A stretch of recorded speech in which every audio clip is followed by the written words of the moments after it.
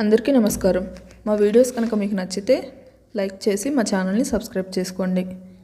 ఏంటి తమాషాగా ఉందా? చేపను తోమినట్టు తోముతా, మర్యాదగా అతివేషాలు వేయకుండా బయటికి వెళ్ళు అంటుంది. నడుము దగ్గరకిచ్చి బుగ్గ మీద ముద్దు పెట్టి దొరుకుతావే తొందరలో నాకు అంటూ నవ్వుకుంటూ వెళ్ళిపోతాడు బయటికి. గిచ్చిన దగ్గర రుద్దుకుంటూ మెల్లిగా సిగ్గుపడుతూ అన్నీ రౌడీ వేషాలు అనుకొని మురిసిపోతూ ఉంటుంది. తర్వాత తను ఫ్రెష్ అవ్వడానికి వెళ్ళగానే మేఘన ఫ్రెష్ అయ్యి వచ్చి ఫోన్ మాట్లాడుతూ ఉంటుంది తన పేరెంట్స్తో. ఇది గమనించిన అర్నవ్ వెంటనే వెళ్ళి మెడ చుట్టూ చేయి వేసి బుగ్గ మీద ముద్దు పెట్టగానే ఉలిక్కి పడుతుంది. బావా అంటూ పక్కకు తిరిగి తన భుజం మీద కొడుతూ, అవతల మమ్మీ డాడీ లైన్లో ఉన్నారు, ఏంటి నీ అల్లరి అనగానే వాళ్ళిద్దరూ నవ్వుతూ అల్లుడు అనగానే అత్తామామ అంటూ చిన్నగా సిగ్గుపడి తర్వాత ఇద్దరితో మాట్లాడుతూ ఉంటాడు. మేఘన మాత్రం ఫోన్ మాట్లాడుతున్న తన భర్త గారి వైపు ఉరిమురిమి చూస్తూనే ఉంటుంది. తన తల్లి మాత్రం డిస్టర్బ్ చేశామా మిమ్మల్ని, ఓకే ఓకే మళ్ళీ చేస్తాం అని కాల్ కట్ చేయగానే ఇక మేఘన కొట్టడం మొదలు పెడుతుంది. తనని మధ్యలోనే ఆపుతూ మొబైల్ పక్కన పడేసి తన 2 చేతులు గట్టిగా పట్టుకుంటాడు అర్నవ్. బావా ఏంటిది అంటూ సిగ్గు ముంచుకు రావడంతో తనని నడుం పట్టుకొని ఎత్తుకుంటూ, ఏముంది నా భార్య అంత ముద్దొచ్చింది, మరి ముద్దు పెట్టుకోకుంటే ఎలా అంటాడు. బావా అనగానే చెప్పరా అంటూ తన వైపు అలాగే చూస్తూ ఉంటాడు. డ్యాన్స్ బాగా చేశానా నేను అనగానే అందుకే కదా ఈ గిఫ్ట్ ఇచ్చింది అంటూ మళ్ళీ ముద్దు పెడతాడు. అప్పుడే ఫ్రెష్ అయి రావడం వల్ల తన ఒంటి నుండి సువాసనలు వెదజల్లుతూ ఉంటే గాఢంగా మెడ దగ్గర తన పెదవులు అద్దుతాడు. ఒక్క క్షణం కంట్రోల్ మిస్ అవుతుంది మేఘన. తన భుజం మీద గట్టిగా నొక్కి పట్టుకోవడంతో ఒక్క క్షణం తనేం చేశాడో స్పృహలోకి వచ్చి సారీరా, సో సారీ అంటాడు తన తలపైన ముద్దు పెట్టి. పర్లేదు బావా అంటుంది. కానీ ఎందుకో మాటలు కరువైపోతాయి. ఇంకేంటి అంటూ ఆ మాట ఈ మాట మాట్లాడుతూ తనని ఒళ్ళో కూర్చోబెట్టుకొని హెయిర్తో ఆటలాడుతూ ఉంటే వెనక్కి తిరిగి హగ్ చేసుకుంటూ, చాలా కష్టపెడుతున్నాను కదా బావా నిన్ను దూరంగా ఉంచి అనగానే, పిచ్చిదానా ఎందుకలా ఆలోచిస్తావు? ఏదైనా సరే మన లైఫ్తో పాటు నీ కెరియర్ కూడా ఇంపార్టెంట్ నాకు. నువ్వు దాని గురించి ఆలోచించి మనసు పాడు చేసుకోకు, పద కిందికి వెళ్దాం అంటూ తనని బలవంతంగా తీసుకువస్తాడు. ఇటువైపు మన కన్నమ్మ మాత్రం కూని రాగాలు తీస్తూ మళ్ళీ ఫ్రెష్ అవ్వడానికి తన మెడలో ఉన్న చున్నీ తీసి పక్కన పడేసి జుట్టు మొత్తం కొప్పులాగా కడుతూ ఉంటే విశాలమైన వీపు, దానితో పాటు వీపు మెడబాగ మధ్యలో 3 పచ్చబొట్లు చాలా ఆకర్షణీయంగా కనిపిస్తూ ఉంటాయి. సైలెంట్గా వెళ్ళి ఆ పచ్చబొట్టు మీద పెదవులు నిలపగానే ఒక్క క్షణం ఊపిరాపేసి బ్యాక్ సైడ్ ఉన్న ఇషాన్ అద్దంలో కనిపిస్తూ ఉంటే వెనక్కి తిరిగి, ఏంటి పెనిమిటి నువ్వు చేసిన పని, మనిషినిట్టా భయపడతారా అంటుంది. ఇది అన్యాయం మేడం, బ్యూటీ స్పాట్లో ముద్దు పెట్టాం, అది తప్ప అనగానే అదేంటి బీటీ బూటీ అంటుంది. అబ్బా ఊరుకోవే నువ్వు, నీ పచ్చబొట్టు డాట్స్ చాలా బాగున్నాయి తెలుసా అంటాడు. తన గడ్డం మీద అలాగే 2 కళ్ళకి అటు సైడు తన చేతి మీద పెద్ద ముగ్గు, ఇంత పెద్ద రంగోలీ వేయించుకున్నావు, పెయిన్ అనిపించలేదా అనగానే రంగులు అదేటి అంటుంది. అదేనే ముగ్గు వేయించుకున్నావు కదా, నొప్పి లేదా అని అనగానే, నొప్పి అనుకుంటే ఎట్టా పెనిమిటి, ఇదంతా మా గూడెంలో వేయించుకుంటారు, చిన్నపిల్లల దగ్గర నుండి పెద్దల వరకు ఉండాలి, కొన్ని ఆచారాలు చాలా మామూలు, అందరూ మాకు కొండదేవర జాతర జరిగేటప్పుడు పచ్చబొట్టు లేనిది జాతరలో అడిగెట్టకూడదు అంటుంది.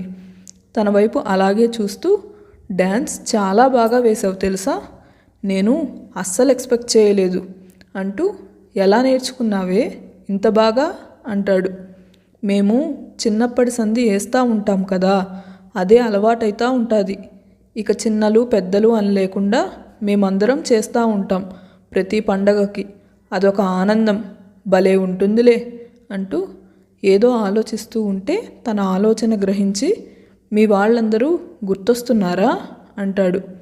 ఎందుకో మనసంతా భారమైపోయి చిన్నప్పటి విషయాలు, తన తండ్రితో చేసిన అల్లరి గుర్తొస్తూ ఉంటే ఇషాన్ గుండె మీద వాలిపోయి కన్నీళ్లు పెట్టుకుంటూ, వాళ్ళను మర్చిపోతే కదా పెనిమిటి గుర్తు చేసుకోవడానికి, ఎప్పుడూ నా గుండెల్లో భద్రంగా ఉంటారు. అసలు ఎందుకు ఇట్టా జరగాలి, మా అయ్య నన్ను ఎందుకు ఒగ్గేసిపోవాలి అంటుంది. ఏడవకురా ప్లీజ్, ఏమీ కాదు, వాళ్ళెక్కడున్నా హ్యాపీగా నిన్ను చూస్తూ ఉంటారు. ఒకసారి నేను నిన్ను మీ వాళ్ళ దగ్గరికి తీసుకువెళ్తానని చెప్పాను కదా, నవ్వాలి, ఇలా ఏడవకూడదు. ఏడిస్తే నేను అసలు తీసుకెళ్ళను అనగానే తన కన్నీళ్లు తుడుచుకుంటూ, నిజంగా తీసుకెళ్తావా పెనిమిటి అంటుంది. నిజంగా తీసుకెళ్తాను, నువ్వు మాత్రం ఎప్పుడూ ఏడవకూడదు, అది ఏ విషయమైనా సరే అంటూ తన కన్నీళ్లు తుడుస్తాడు. అట్లాగే పెనిమిటి అంటుంది. వెళ్ళి ఫ్రెష్ అవ్వు అంటూ తనని పంపించి, అనవసరంగా గుర్తు చేశానేమో, పాపం ఏడుస్తుంది, ఎలాగైనా సరే వాళ్ళ గూడానికి తీసుకువెళ్ళాలి, వాళ్ళని చూసి కాస్త హ్యాపీగా ఫీల్ అవుతుంది అనుకుంటాడు. అందరూ కిందికి వచ్చిన తర్వాత ఇక ఎవరి పనుల్లో వాళ్ళు మునిగిపోతారు. భోజనాలు చేసిన తర్వాత అందరూ అక్కడ కూర్చోవడంతో అశోక్ గారు కన్నమ్మ వైపు చూస్తూ, కన్నమ్మ అని పిలవగానే, చెప్పు దొరా అంటుంది. త్రయోదశి వస్తుందమ్మా, మీ గూడెంలో పండగ కదా, ఇంకొక 3 రోజులకి అనగానే గుర్తు తెచ్చుకొని, అవును దొరా అంటుంది. మరి వెళ్తావా నువ్వు అంటాడు. అయ్యే చచ్చిపోయి ఇంకా 1 ఏడాది కాలేదు కదా దొరా, నేనట్టా వెళ్ళకూడదు, వెళ్ళినా దూరంగా ఉండాలి, మళ్ళీ అదో బాధ అంటుంది. సరే సరే, పండగైతే చేసుకోవచ్చు, ఇప్పుడు నువ్వు మా ఇంటి కోడలివి కాబట్టి ఎటువంటి పట్టింపు లేదు, ఇక్కడే చేద్దామా పండగ అనగానే, అట్టాగే దొరా అంటుంది సంబరంగా. కన్నమ్మ మాత్రం వెంటనే తెగ హడావిడి పడిపోతూ, మా కర్రిగాడికి చెప్పాలా ఈ విషయం, ఎదవను ఆడుండే వస్తువులన్నీ అట్టుకురమ్మని చెప్పాలా అంటుంది. ఎదవా వాడెవడే అంటాడు. పెనిమిటి, మా కర్రిగాడు గూడెంలో నుండి కొన్ని మొక్కలు కావాలా పూజ చేయాలంటే, అట్లాగే ఇంకొన్ని ఆకులు కూడా కావాలా, ఆటతోనే వంటలు చేసి నైవేద్యం కొండదేవరకు పెట్టాలా, నాకేటి కాలు చేతులు ఆడట్లేదు అంటూ, ఓ చిన్నబాబా, ఇంతకుముందు మా కర్రిగాడు నీకు అదేదో ఇచ్చుండాడు కదా డబ్బాలో మాట్లాడడానికి అనగానే, ఓకే ఓకే నెంబర్ అనుకుంటూ, నేను ఫోన్ చేస్తాను అంటాడు. సరే బాబా బేగీసెయ్యి, ఆడు గూడానికి పోయి తేవాలంటే మళ్ళీ సమయం ఉండొద్దా మనకి అంటూ తొందర చేస్తుంది. వెంటనే తన ఫోన్ నెంబర్ ఫీడ్ చేసుకొని ఉండడంతో కాల్ చేస్తాడు. నేను మాట్లాడతాను బాబా అనగానే స్పీకర్ ఆన్ చేసి తన ఎదురుగా పెడతారు. అసలు ఎంతసేపు రింగ్ అవుతుందో కానీ ఎత్తట్లేదు. అదేటి బాబా, ఇదేటో శబ్దం వస్తూ ఉండాది అనగానే, రింగ్ అవుతుంది కన్నమ్మ అనగానే, ఏటో అంటుంది. రింగ్ అయ్యి అది నాట్ ఆన్సరింగ్ అని చెప్తుంది. ఓలమ్మో, ఇదేవత్తి ఈ గుంట మధ్యలో మాట్లాడుతూ ఉండాది, మా కర్రిగాడు ఏ గుంటనన్న పట్టినాడా ఏంది అంటుంది. అందరికీ ఒక్క క్షణం నవ్వు వస్తే అశోక్ గారు సీరియస్గా చూస్తారు. ఓకే అని సైలెంట్ అయిపోతారు. అబ్బా కన్నమ్మ, వాడు ఆన్సర్ చేయట్లేదు, అదే ఫోన్ ఎత్తడం లేదు అని చెప్తున్నారు అని అశోక్ గారు చెప్పడంతో, ఏమోదరా, మా కర్రిగాని నమ్మేదానికే లేదు, అయినా ఎదవా ఇట్టా చిన్నబాబా మాట్లాడాలని ఫోన్ చేస్తాడని తెలియదా, ఆడికి కర్రిగాడు సచ్చినాడు నా చేతిలో అంటుంది. మళ్ళీ ఫోన్ రావడంతో, కన్నమ్మ లిఫ్ట్ చేయి, తనే చేస్తున్నాడు అని అర్ణవ్ చెప్పడంతో, ఏటి బాబా, ఆడికి కొవ్వు పట్టి ముందు మనం చేసినప్పుడు మాట్లాడలేదు కదా, మనం ఎందుకు మాట్లాడాలి అంటుంది.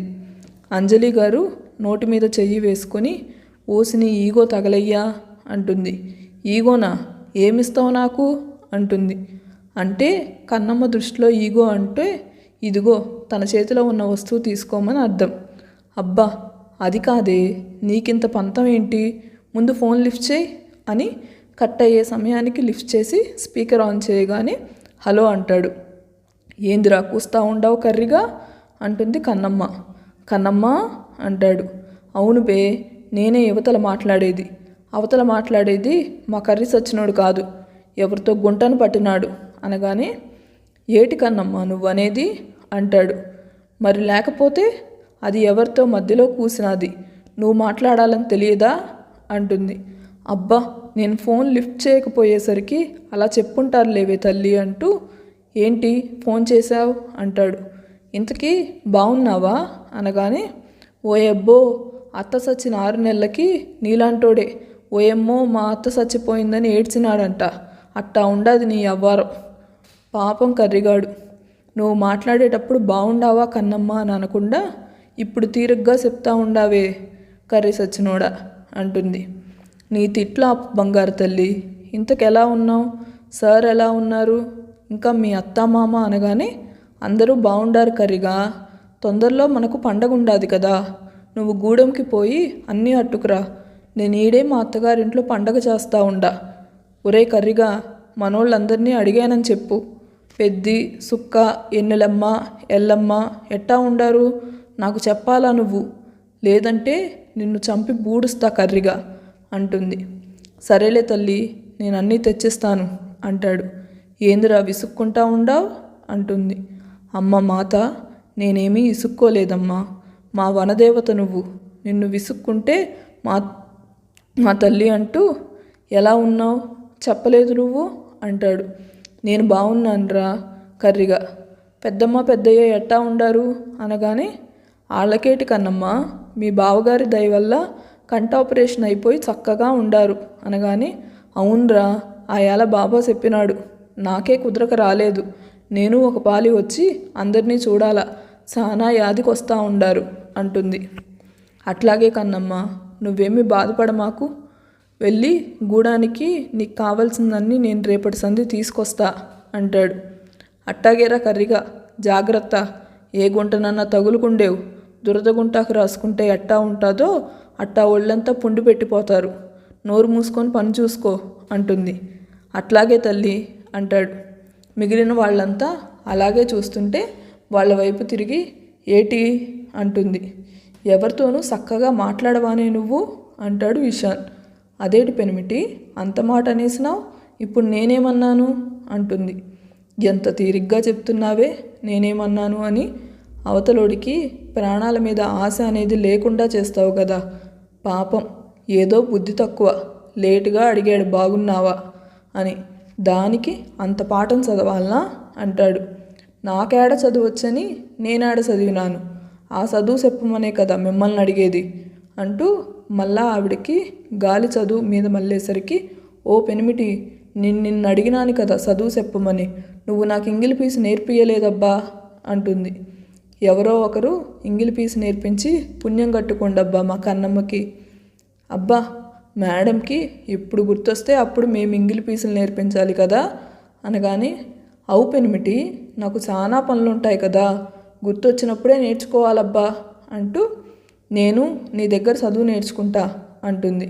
నేను నేర్పించడం మొదలుపెట్టాననుకో, మధ్య మధ్యలో వెళ్తే తోలు వలిచేస్తాను, కూర్చోబెట్టి ఇంగ్లీష్ వచ్చేదాకా వదలను అంటాడు. అదేటి మధ్యలో పనులుండవా? అట్టా ఎట్టా కుదురుతుంది? పొద్దుగాల లెయ్యాలనా, పూజ చెయ్యాలనా, బుల్లెమ్మ బుల్లోడిని బడికి సిద్ధం చేయాలా, తర్వాత టిఫినీలు చేయాలా, ఆ తర్వాత భోజనాలు చేయాలా? ఏంటి ఇంత పని పెట్టుకొని నువ్వేది చెప్తే అది ఎట్టా ఉంటారబ్బా అంటుంది. మరి పెనిమిటి పెనిమిటి అంటావు కదా, పెనిమిటి చెప్పిన మాట లెక్కలేదా నీకు అంటాడు. సరే సరే, ఊరికే అట్టా కోపం చూపించు మాకు, చదువు నేర్చుకోవాలి అంతే కదా. నువ్వు పని చేసుకొని ఇంటికి వచ్చిన తర్వాత మొత్తంగా నేను చదువు నేర్చుకుంటాను సరేనా అంటుంది. సరే సరే, అప్పుడు మధ్యలో వెళ్తానని చెప్పు, వాత పెట్టేస్తాను అంటాడు. సరే సరేలే పెనిమిటి, ఈ 3 రోజులు ఒగ్గే, పండగ ఉండాది కదా అంటుంది. ఆ తర్వాత చిన్ను బన్ను డ్యాన్స్ ప్రోగ్రాం, ఆ తర్వాత ఇంకేదైనా మేడం గారికి స్పెషల్ అకేషన్స్, దీంతోనే ఈవిడ గారికి చదువు మొత్తం వచ్చేస్తుంది కదా అంటాడు వెటకారంగా. ఓయబ్బో, పెనిమిటికి ఒళ్ళంతా ఎకసెకలేనమ్మా. సరే సరేలే, వెళ్ళాలంటే కొన్నింటికి వెళ్ళాలి, తప్పదబ్బా అంటూ, దొర మనం పూజ చేసేకి కావాల్సినవన్నీ తెచ్చుకుందాం అంటుంది.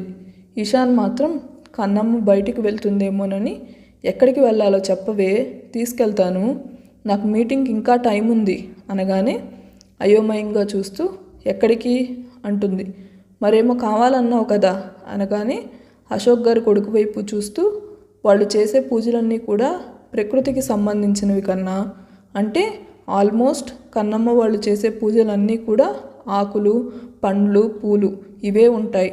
అవన్నీ మన గార్డెన్లో దొరుకుతాయి అనగానే, బాగుందే, హెల్త్కి హెల్త్, చూడడానికి బాగుంటుంది అనగానే, ఇదిగో మధ్యలో ఎంగిలి పీస్ మాట్లాడమాకు, నాకు చాలా చెడ్డ చిరాకు వస్తుంది అంటుంది.